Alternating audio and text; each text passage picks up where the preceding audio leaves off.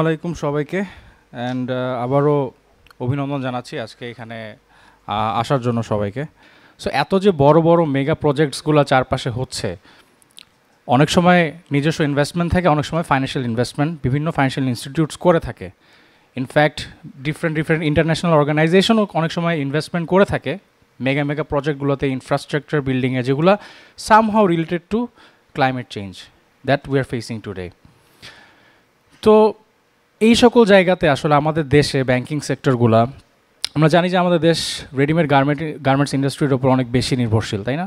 And সেইখানে যে পরিমাণ এনার্জি দরকার হয় অ্যান্ড যে পরিমাণ কার্বন ফুটপ্রিন্টও সেখান থেকে বের হয়, এটা কি আমরা ট্র্যাক করি?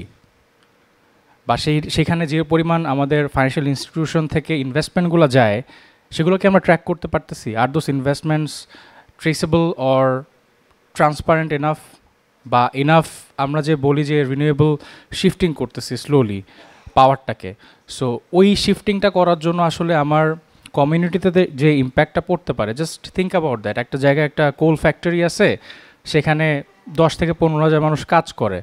আমি স্লোলি ওইটা পুশ করতেছি এখনকার আমাদের গ্লোবাল এজেন্ডা অনুযায়ী, you have to stop that factory, তাই না? এটা হচ্ছে আমার মোদ্দা কথা। ওটা বন্ধ করতে গিয়ে যে আমার 20,000 মানুষের লাইভলিহুড চলে যাবে, সো ওটাকে আমি কীভাবে অ্যাড্রেস করব? Is our country, is our financial system, is our regulatory bodies are ready for that? এই সব জিনিসগুলো নিয়েই হচ্ছে ফেয়ার ফাইন্যান্স বাংলাদেশ কাজ করা শুরু করেছে। সো যেহেতু আমাদের ইনভলভমেন্ট সরাসরি ফাইন্যান্সিয়াল ইনস্টিটিউটসের সাথে প্লাস গভর্নমেন্টের সাথে, সো আমি জানি না এখানে কোনো ফাইন্যান্সিয়াল ইনস্টিটিউট রিপ্রেজেন্টেটিভস আছে কি না, বাট আমার my initial urge to them is যে আমরা আসলে we are not a different party or enemies, we are your allies. Basically আমরা একসাথেই কাজ করব আপনাদের ফাইন্যান্সিয়াল সিস্টেমটাকে যতটুকু ফাইন টিউন করা যায়, যাতে কিনে আমাদের নেক্সট জেনারেশনগুলা পানের নিচে বসবাস না করে।